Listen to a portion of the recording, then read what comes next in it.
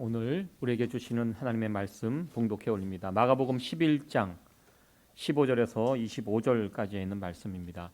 저희가 예루살렘에 들어가니라. 예수께서 성전에 들어가사 성전 안에서 매매하는 자들을 내어 쫓으시며 돈 바꾸는 자들의 상과 비둘기 파는 자들의 의자를 둘러 엎으시며 아무나 기구를 가지고 성전 안에서 지나다니심을 허치 아니하시고 이에 가르쳐 이르시되 기록된 바 내 집은 만민의 기도하는 집이라 칭함을 받으리라고 하지 아니하였느냐. 너희는 강도의 구려를 만들었도다 하시매 대제사장들과 서기관들이 듣고 예수를 어떻게 멸할까 하고 꾀하니 이는 무리가 다 그의 교훈을 기히 여김으로 그를 두려워하밀러라. 매양 저물매 저희가 성 밖으로 나가더라. 저희가 아침에 지나갈 때 무화과 나무가 뿌리로부터 마른 것을 보고 베드로가 생각이 나서 여짜오되 라삐어 부서서 저주하신 무화과 나무가 말랐나이다. 예수께서 대답하여 저희에게 이르시되 하나님을 믿으라. 내가 진실로 너희에게 이르노니 누구든지 이 산더러 들리어 바다에 던지오라 하며 그 말하는 것이 이룰 줄 믿고 마음에 의심치 아니하면 그대로 되리라.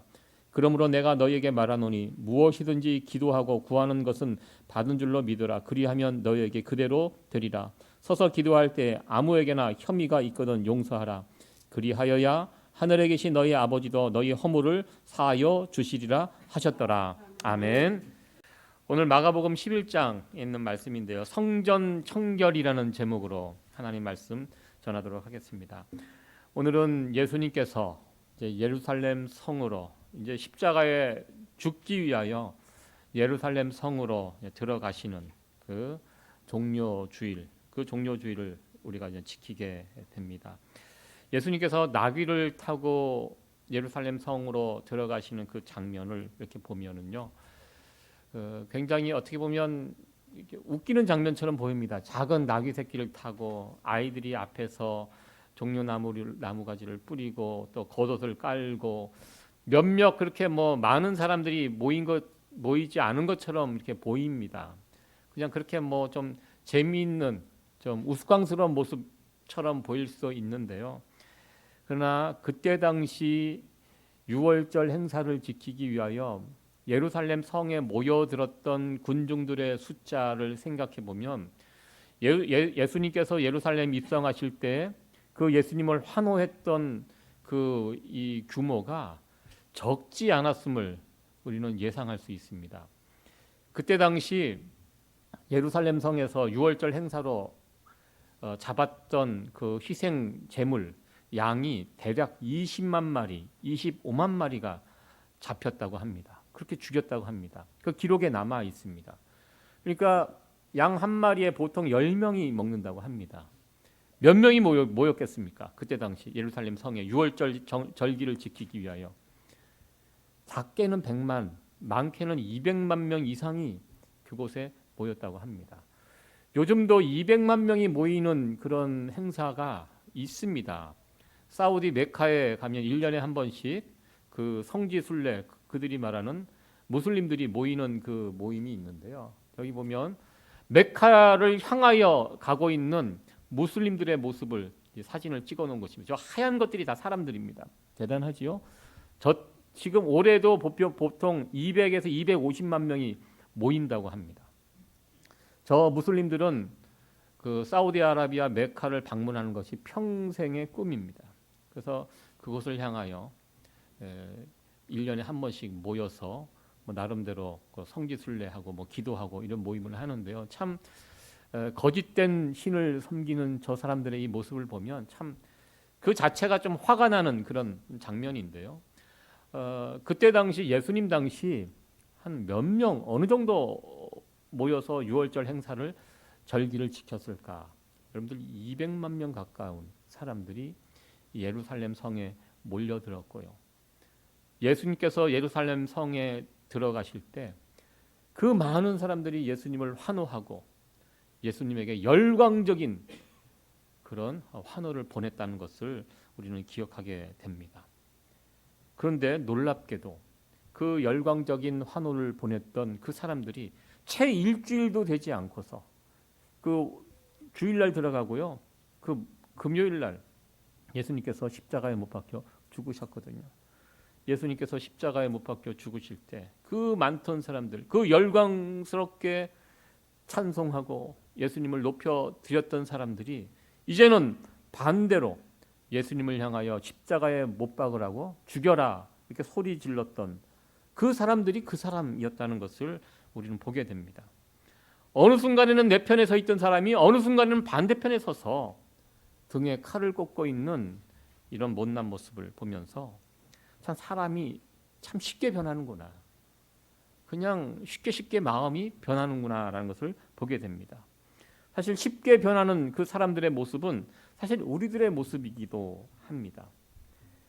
주님을 향한 우리의 마음과 우리의 사랑이 어쩔 때는 참 간절할 때가 있습니다. 뜨겁게 불타오를 때가 있습니다. 그런데 어떤 때는 그 마음이 차갑게 식어져 버린 그런 우리의 모습도 보게 됩니다. 이제 내일부터 고난주간 한 주간을 우리가 보내게 됩니다. 고난주간을 보내면서 여러분들 그 기도를 하시기 바랍니다. 주님을 향한 나의 마음이 변함없이 이 마음이 변치 않기를 위해서 여러분들 기도해 주시고요. 그리고 주님을 향한 간절한 사랑과 마음이 해가 가고 세월이 갈수록 더욱더 온전해지고 깊어져 갈 수 있는 그런 성도 여러분들이 되어지기를 간절히 축원합니다. 복음서에 나오는 예수님, 사람들은 이렇게도 반응하고 저렇게도 반응합니다. 왔다 갔다 합니다. 그런데 예수님은요, 그러한 주변 사람들의 그런 환영하는 사람들, 거부하는 사람들, 그런 사람들에 의해서 우리 주님은 별 영향을 받지 않고 사역하시는 예수님의 모습을 우리는 보게 됩니다. 열광적으로 예수님을 찬양했던 그 사람들의 모습을 보면서 예수님이 기분이 업이 되시고 우쭐해지고 그걸 통해 힘을 얻고 우리 예수님 그런 모습이 없습니다. 복음서를 잘 보시기 바랍니다. 사람들이 막 이게 인기를 얻어서 막 사람들이 몰려올 때도 우리 예수님은 그거 개의치 않는 그런 모습. 또 반대로 그 열기가 식어지고 사람들이 떠나가고 반대편에 서 있는 그 사람들을 볼 때도 우리 예수님은 그것 때문에 낙심하거나 우울해지거나 기분이 떨어지거나 이러지 않으셨다는 것입니다. 우리가 11장부터 16장까지 이 마가복음의 내용을 쭉 읽다 보면 우리 예수님 주변 환경에 사람들의 반응에 상관없이 묵묵히 자신의 길을 뚜벅뚜벅 걸어가시는 예수님의 모습을 우리는 이곳에서 보게 됩니다. 예수님은 처음부터 이 십자가의 길을 작정하시고 오셨고요. 처음부터 이곳을 향하여 바라보시면서 걸어가셨습니다. 저는 예수님의 이러한 모습을 보면서 오늘날 우리 교회들의 모습들을 같이 생각해 보려고 합니다. 교회도 한때 세상 사람들에게 인기가 있었던 적이 있었습니다. 지금은 그때에 비하면 그 열기가 많이 식어져 있고요. 심지어 요즘은 교회가 세상 사람들에게 미움의 대상이 되기도 했습니다. 분위기가 달라졌습니다. 이전과 달라졌습니다. 그럼에도 불구하고 우리 교회가 나가야 할 길이 무엇입니까? 세상 사람들이 교회를 거부하고 교회를 싫어하고 교회에 대해서 이런저런 요구를 할 때 이 교회는 어떻게 해야 하는가? 이 질문을 우리가 해보게 됩니다. 정치하는 사람들은요, 세상 사람들의 요구에 대단히 민감합니다. 그들이 무엇을 원하는지 그것을 세심하게 살펴서 그것을 이루어 주려고 합니다. 왜냐하면 그렇게 해야지 표를 얻을 수 있기 때문에 정치인들은 그렇게 살아갑니다. 미국에도 몇 년 전까지만 해도 뭐 동성 결혼이나 성 정체성 이런 부분에 대해서 굉장히 보수적인 나라였습니다. 제가 2000년도 미국에 2001년도 들어왔을 때 제가 생각한 것보다 미국이 보수적인 것에 대해서 깜짝 놀랐습니다. 야, 미국이 굉장히 보수적이구나. 저는 미국이 막 그 한국에서 이상한 그런 뉴스를 봐서 그런지 막 여기가 뭐 성적으로 굉장히 뭐 엉망이고 사람들 자유 멋대로 마음대로 살아가는 그런 나라인 줄 알고 와서 보니까 아니더라고요. TV를 틀어도 굉장히 보수적이고요. 예. 굉장히 나라 전체가 시스템이 굉장히 어떻게 보면 성경적인 모습도 있고요. 보수적이고 안전하고 이런 모습을 보면서 제가 그때 깜짝 놀랐었습니다. 근데 요즘은 분위기가 많이 달라졌습니다. 이 결혼, 이 동성 결혼 허용한 지 꽤 되었습니다. 그리고 성도요. 요즘 관공서에서 나오는 그런 공식 문서 보시면 성 표시할 때 남성, 여성 또 가운데 또 다른 성을 또 하나 표시해 놓고요. 이제 화장실도 뭐 다 복잡하죠. 여러분들 잘 보고 들어가셔야 됩니다. 예, 세 종류가 이렇게 되어 있습니다. 왜 그렇게 됐습니까? 성을 본인이 선택합니다. 생물학적으로 보면 저분이 분명히 남자인데 내가 여기다 남자이지만 뭐 여자에다가 표시를 할 수도 있고, 예, 자기가 성을 결정합니다. 선택을 합니다. 나는 지금은 남자지만 여자를 선택하겠습니다. 그러면 그렇게 그것을 인정해주는, 그것을 공식적으로 인정해주는 그런 세상이 되었습니다. 왜 이렇게 되었습니까? 법을 만드는 정치하는 분들이 세상 사람들이 원하는 것을 쫓아가기 때문입니다. 그 요구에 순종하기 때문입니다. 예수님은요, 이에 반해서 예수님을 영일광적으로 쫓아왔던 그 사람들의 요구에 끌려다니지 않는 그 예수님의 모습을 우리는 보게 됩니다. 그 상관없이 예수님 처음부터 작정하신 그 길을 사람들의 요구와 상관없이 그 길을 묵묵히 걸어가셨던 예수님의 모습을 우리는 보게 됩니다. 이 코로나 팬데믹 이후에 이 교회에 큰 위기가 닥쳐오고 있다 이야기합니다. 사람들이 더 이상 교회에 모이지 않습니다. 특별히 젊은 사람들부터 교회를 떠나는 그 숫자가 아주 굉장히 지금 급속도로 퍼지고 있는 것을 보게 됩니다. 젊은 세대로부터 이제 교회가 버림을 받고 있습니다. 이런 위기의 상황에 교회가 무엇을 해야 하는가? 앞으로 교회가 어떻게 될 것인가? 많은 사람들이 걱정스럽게 생각하고 있습니다. 이와 같은 세상의 요구에 교회는 어떻게 반응해야 하는가? 우리는 예수님의 모습에서 교회가 걸어가야 할 길들을 예상할 수 있습니다. 우리 또한 예수님처럼 예수님이 걸어가신 그 길을 교회가 따라가는 것, 이것이 우리에게 필요하다 생각을 해보았습니다. 이제 세상 사람들로부터 버림을 받고 미움을 받고 그런 상황을 만나더라도 너무 놀라거나 낙심하지 말고 힘들어하지 말고 어떻게 살아갑니까? 예수님께서 보여주신 그 십자가의 길, 십자가의 복음을 붙들고 묵묵히 진리의 길을 걸어가는 것, 이것이 교회가 이 시대에 감당해야 할 귀한 모습이 아닌가 이렇게 생각을 해 보았습니다. 예수님이 걸어가신 그 길, 십자가의 길이 생명의 길이라는 이 사실은 변함이 없습니다. 이것이 진리의 길입니다. 교회가 앞으로 다가오는 이 험악한 세대, 모든 것이 바뀌고 변하고 세상 사람들의 요구가 참 많이 있을 것 같습니다. 그러나 우리가 걸어가야 할 길은 예수님께서 걸어가신 그 길밖에 없다는 것. 이 십자가의 길이 생명의 길이고 살리는 길이고 이 길만이 진리의 길이라는 사실을 다시 한번 확신하시면서 이 길을 예수님처럼 묵묵히 걸어갈 수 있는 저와 여러분들, 우리 교회가 되어지기를 간절히 축원합니다. 예수님의 사역은 크게 두 가지로 나눌 수 있습니다. 그동안 1장에서부터 10장까지 갈릴리 사역을 다루었고요. 11장부터는 이제 예루살렘 사역이 시작이 됩니다. 특별히 14, 15, 16장은 예수님의 십자가 사역이 집중적으로 나와 있고요. 11장부터 13장까지 이 세 장 동안은 예루살렘 성전에서 이루어진 예수님의 십자가 지시기 전에 마지막 예수님께서 사역하셨던 그 내용이 11장에서 13장까지의 내용입니다. 특별히 11장에서 13장까지에서 사역하신 장소의 핵심은 성전입니다. 예루살렘 성전. 이곳에서 예수님께서는 십자가 지시기 전에 마지막 사역을 이곳에서 감당하셨습니다. 11장에서 13장까지의 내용이 그것입니다. 오늘 이 성전 청결 사건, 열매 없는 무화과 나무를 저주하신 사건, 이 두 가지 사건을 우리가 다루고요.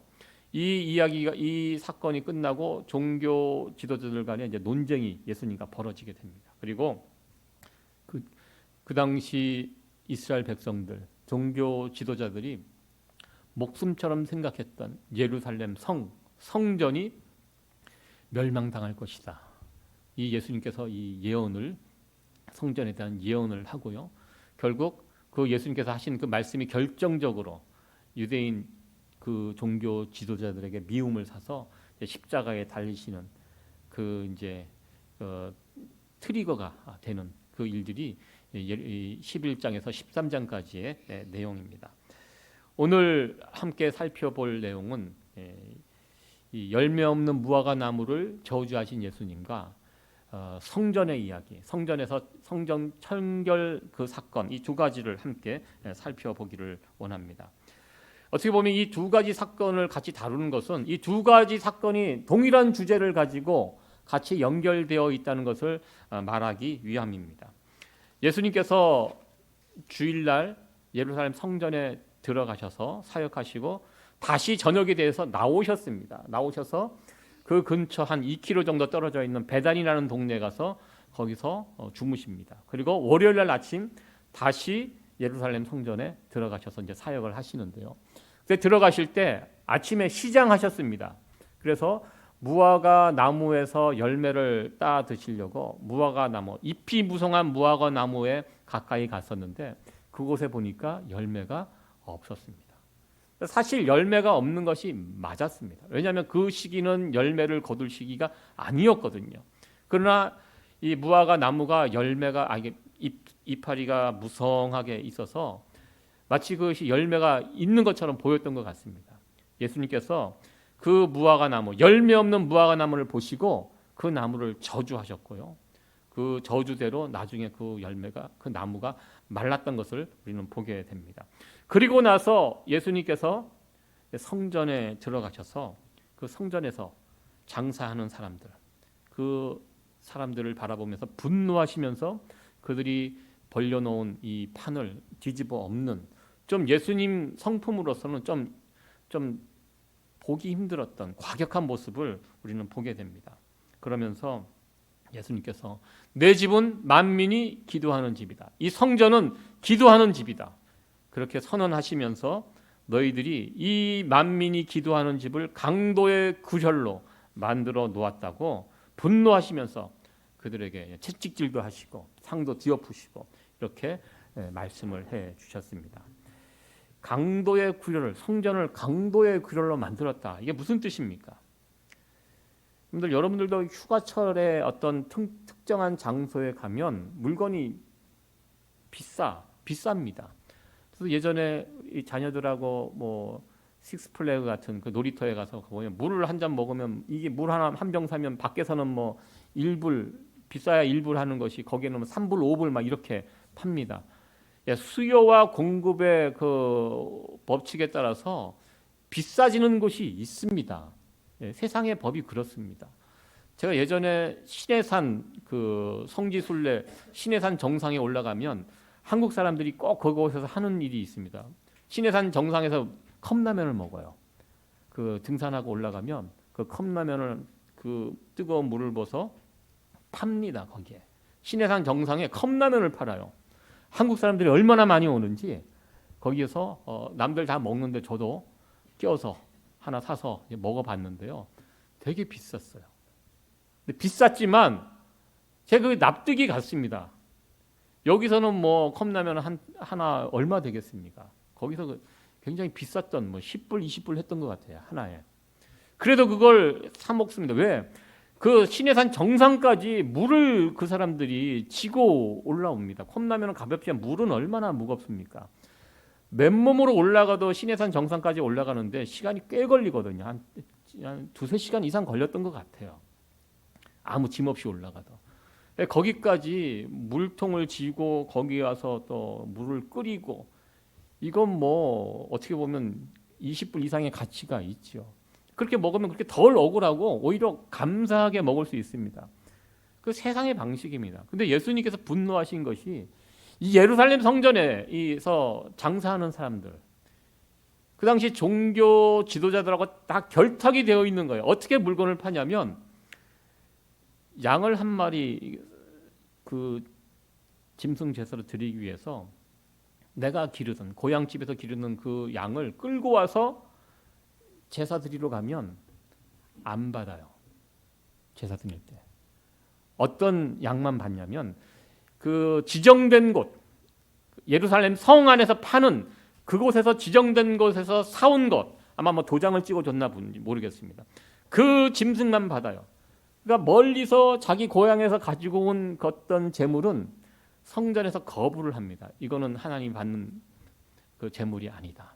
하나님께서 자기들이 그렇게 이야기해요. 정해놓은 저곳에서 사온 것만. 근데 거기서 살려고 보니까 자기 고향에서 파는 것보다 뭐 3배, 4배, 5배, 10배가 비싼 거예요. 그렇다고 안 살 수가 있나요? 내가 그 몇 날 며칠을 걸어서 여기까지 온 목적이 제사 드리러 왔는데 재물 없이 하나님 앞에 어떻게 나가겠습니까? 울면서 사는 거예요. 가난한 사람들이 그거 비싸게 돈 주고, 왜? 거기에서만 파는 것만 제사를 드릴 수 있으니까. 이렇게 시스템을 만들어 놓은 것입니다. 세상의 법칙보다 더 악랄하게 예수님의 표현된 강도의 이 하나님의 일을 가지고 너희들 성전에서 일하는 사람들이, 이곳에서 예배 드리는 사람들이 예배를 잘 드릴 수 있도록 옆에서 도와주고 세워주고 이렇게 해야 할 사람들이 그거 하나 붙잡고 그걸 가지고, 그러니까 사람들이 막 몇백만 명이 오면 그것을 종교 지도자들이나 장사하는 사람들이 무엇으로 보겠습니까? 다 돈으로 보는 것입니다. 야, 이 대목이다. 이 판에 단단히 한번 한몫 잡고, 그래서 종교 지도자들에게 뭐 그러기 위해서는, 그 시스템을 유지하기 위해서는 뭐 윗돈도 건져주고 그래야 되지 않겠습니까? 예수님이 그걸 보신 거예요. 성전에 와서 보니까 사람들은 하나님께 예배드리려고 뭐 미어 터지는데 그것을 이용해서 사람들을 착취하고 있는, 그것도 누가 그러고 하고 있습니까? 종교 지도자들이 그 짓거리를 하고 있는. 그러니까 예수님이 분노가 치솟아서 그 상을 뒤엎고 막 이렇게 하시는 이 모습을 보게 됩니다. 그러면서 이 성전 아버지 집에서 중요한 거 무엇입니까? 기도라는 거. 만민이 기도하는 집을 네가 강도의 귀결로 만들었구나. 무화과 나무에서 중요한 것이 무엇입니까? 열매입니다. 열매가 중요합니다. 열매가 없으면 필요 없습니다. 성전에서 중요한 것이 무엇입니까? 기도라는 것입니다. 기도가 없는 성전, 예배가 없는 성전, 아무 쓸모가 없는 것이다. 그래서 열매 없는 무화과 나무 이야기하고 기도가 없는 성전의 이야기는 같이, 기도가 없는 성전을 강조하기 위해서 예수님은 어떻게 보면 애꿎은 이 무화과 나무 떼가 아니거든요. 그 나무를 빗대어서 저 기도가 없는, 열매가 없는 성전을 책망하는 그 예수님의 모습을 우리는 보게 됩니다. 특별히 이번 한 주간 고난 주간으로 우리가 이제 지나게 되는데요. 그 어느 때보다 기도가 필요한 한 주간이 아닌가 생각을 해 보았습니다. 예전 교회의 모습을 생각해 보면 참 교회가 하면 늘 기도하는 분들이, 기도 소리가 교회에서 울려 퍼졌던 그런 기억이 남아 있습니다. 과거 한국에서 신앙생활을 할 때 교회 하면 늘 교회 오다 가다 기도하러 오시는 분들이 계셨습니다. 요즘은 이 교회도 다 문을 잠그고 다닙니다. 저희 교회뿐만 아니라 교회 가면 웬만한 교회들 다 문 잠그고 있습니다. 들어갈 방법이 없더라고요. 저도 지나가다 어느 교회에 와서 들어가려 보니까 문이 잠겨 있어요. 두들겨도 안 열리고 초인종을 눌러도 안 되고 방법이 없더라고요. 저희 교회도 마찬가지예요. 저희도 이 안에 사람이 없으면 초인종은 달아놨지만 이 문이 이중으로 되어 있어요. 저희도 들어와서 뭐 들고 갈까봐 여기도 잠기고 저 밑에도 잠그고, 어쩔 수 없는 상황인데요. 예전에는 옛날 한국교회 문이 항상 열려 있어서 이렇게 직장에서 일하시다가 집으로 퇴근하실 때도 시간 되시면 잠깐 교회 오셔서 기도하고 가시고, 또 공부하는 학생들도 책가방 들고 집에 가는 길에 교회 와서 놀기도 하지만 또 예배실에 들어와서 기도하고, 일단 교회에 들어오면 앞에 가서 기도하고, 그런 모습들 우리가 기억하고 있는 한국교회의 좋은 그런 모습들입니다. 우리가 한 주간 고난 주간을 이렇게 보내면서 내가 하나님께 나가 기도할 때 그것을 방해하는 것들이 과연 무엇인지 좀 생각해 보시면서, 내가 지금 기도에 집중하지 못하게 하는 것들이 무엇인가, 나의 잘못된 태도와 습관은 무엇인가, 이런 부분들을 정리할 수 있는 그런 시간들이 되었으면 좋겠습니다. 그래서 이 한 주간 그 어느 때보다 주님 앞에 결단하며 주님께 나가 기도할 수 있는 이 고난주간 한 주간이 되어지기를 원합니다. 열매가 없는 무화과 나무를 우리 주님께서 저주하셨습니다. 그리고 그 저주한 대로 그 나무가 뿌리부터 말라져 있는 것들을, 그 장면을 제자들이 보면서 제자들이 깜짝 놀라게 됩니다. 예수님이 정말 예수님 말씀하신 대로 저 나무가 말랐습니다. 그러면서 예수님께서 기도의 능력이 무엇인지를 말씀을 해 주셨는데요. 24절과 25절에 있는 말씀입니다. 우리 같이 한번 읽어보도록 합니다. 시작. 그러므로 내가 너에게 말하노니 무엇이든지 기도하고 구하는 것은 받은 줄로 믿으라. 그리하면 너에게 그대로 되리라. 서서 기도할 때 아무에게나 혐의가 있거든 용서하라. 그리하여야 하늘에 계신 너희 아버지도 너희 허물을 사하여 주시리라 하셨더라. 아멘. 여기 보면 특별히 25절에 있는 말씀, 주변 사람들을 용서하라. 그러니까 다른 사람들과 관계가 틀어진 상태로, 그러니까 하나님과의 관계가 틀어지면 기도가 안 되잖아요.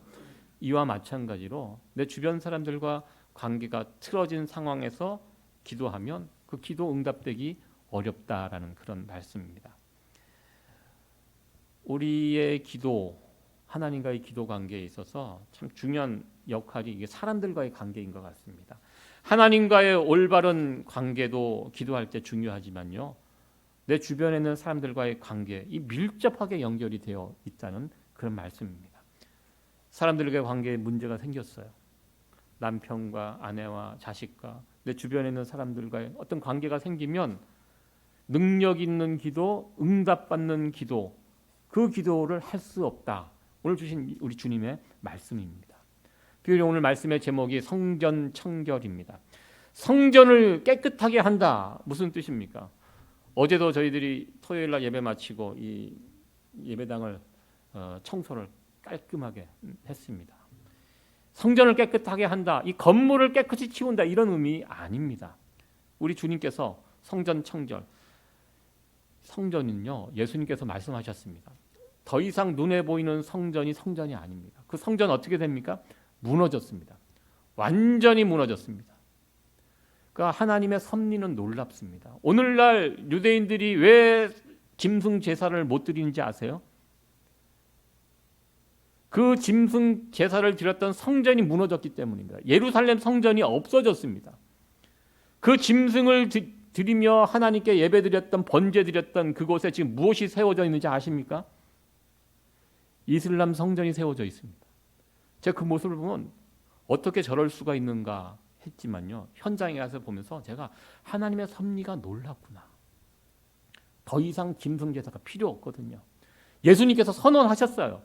그럼에도 불구하고 만약에 예루살렘 그 지역에 그 땅을 그대로 놔두었다면 어떻게 했을 것 같습니까? 유대인들이 지금까지 짐승을 잡고 거기서 그 짓거리 했을 것 같습니다. 한 번 생긴 거 없어지지 않습니다. 하나님께서 우리 인간들을 너무나 잘 아시기 때문에 아예 그 자리에다가 다른 것을 갖다 놓은 거예요. 그 다른 게 무엇입니까? 이슬람 성전. 거기 가보면요, 예루살렘 성전이 가보면 아주 재미있습니다. 거기 보면요, 우리가 이제 성지라고 찾아가잖아요. 거기 예루살렘 가면은 그 관광 가이드가 그렇게 안내해 준, 예수님께서 십자가를 지고 올라가셨던 그 장면을 똑같이 우리도 올라갑니다. 한 팀이 이렇게 올라가면 또 한쪽에서는 천주교 신자들이 또 뭐 묵주를 돌리면서 또 뭐 같이 옆에 또 같이 막 올라갑니다. 막 올라가면 또 이상한 사람들 또 와서 막 돌아다녀요. 그 무슬림들이에요. 무슬림도 그것이 성지예요. 그리고 무슬림 그 가면 황금 사원 같이 동그란 그 기독교 사원 아닙니다. 우리가 하나님 앞에 짐승 제사 드렸던 그곳이 그렇게 바뀌어 있어요. 그러니까 더 이상 그곳에서 짐승 제사 못 드립니다. 성전을 무너뜨렸어요. 눈에 보이는 성전을 무너뜨렸어요. 예수님께서 말씀하셨잖아요. 3일 만에 성전이 무너지고 3일 만에 다시 성전을 세울 수 있다. 예수님께서 주신 이 말씀이 무엇입니까? 예수님 3일 만에 부활하신다는 것을 말씀하시고요. 그 성전이 누굽니까? 예수님이에요. 예수님이 내 몸 성전이고요. 그리고 예수님을 믿는 우리가 한 사람 한 사람이 성전이에요. 우리가 모여서 예배드리는 이곳은 예배드리는 건물이에요. 건물. 이 건물, 우리가 여기서 예배드리다가 다른데 또 이렇게 이사 가면 이곳에 뭐 다른 뭐 이렇게 뭐 공장 같은 게 들어와서 그때 되면 여기는 뭐 다른 곳이 되는 거죠. 단순히 건물입니다. 성전은 예수님이고 또한 성전은 우리들이라는 사실. 성전을 깨끗게 한다. 무슨 의미가 있겠습니까? 예, 성전을 청결하게 한다. 예, 어떻게 보면 우리 몸이 다시 기도를 회복하는 거. 기도를 다시 회복하기 위해서 어떻게 해야 합니까? 예, 오늘 주신 예수님의 말씀처럼 사람들과의 관계를 회복하는 거. 예, 무너진 관계를 다시 세우는 거. 예, 이것이 회복이 될 때 성전은 청결하게 됩니다. 우리의 몸은 다시 회복이 됩니다. 청결하게 됩니다. 성전, 오늘 이 시대의 성전 청결은 바로 여기에 있다는 것입니다. 이 시대에 우리에게 요구하시는 성전 청결이 무엇입니까? 내 몸이 거룩한 성전임을 깨달아 내가 하나님의 몸에 합당하게 내 몸을 거룩해 하고 기도에 힘쓰는 사람이 되는 거, 그리고 기도하는데 방해가 되는 것들을 제거하는 거. 예, 그래서 특별히 사람들과의 틀어진 관계가 있으면 속히 회복하는 거. 이것이 이 시대의 성전 청결입니다. 말씀을 마치도록 하겠습니다. 교회는 만민이 기도하는 집이다. 우리 주님께서 선언하셨습니다. 이 고난주간을 한 주간 보내시면서 주님의 말씀처럼 한 주간 우리 교회 위에 여러분 가운데 기도가 가득 채워지는 그런 한 주간이 되어지기를 간절히 소원합니다. 성전을 청결케 해주신 그 주님의 모습을 생각하면서 우리의 심령을 이 한 주간 더욱더 청결하게 유지하시고, 또 내가 주님께 나가 기도하는데 방해되는 요소가 혹시 무엇이 있는가, 그런 부분들을 잘 살펴서 정리하고 결단할 수 있는 그런 성도 여러분들 되어지기를 소원합니다. 특별히 우리 기도에 있어서 하나님과의 관계 중요합니다. 또 이만큼 중요한 것이 주변 사람들과 관계입니다. 혹시 주변 사람들과의 관계가 틀어진 부분이 있다면 여러분들 그 부분들 회복할 수 있도록 이 기간 동안 회복하고 여러분들이 먼저 손 내밀고 용서할 수 있는 그런 여러분들이 되었으면 좋겠습니다. 그래서 우리의 기도가, 하나님 앞에 올려드린 우리의 기도가 능력 있는 기도, 응답받는 기도가 되어질 수 있기를 간절히 축원합니다.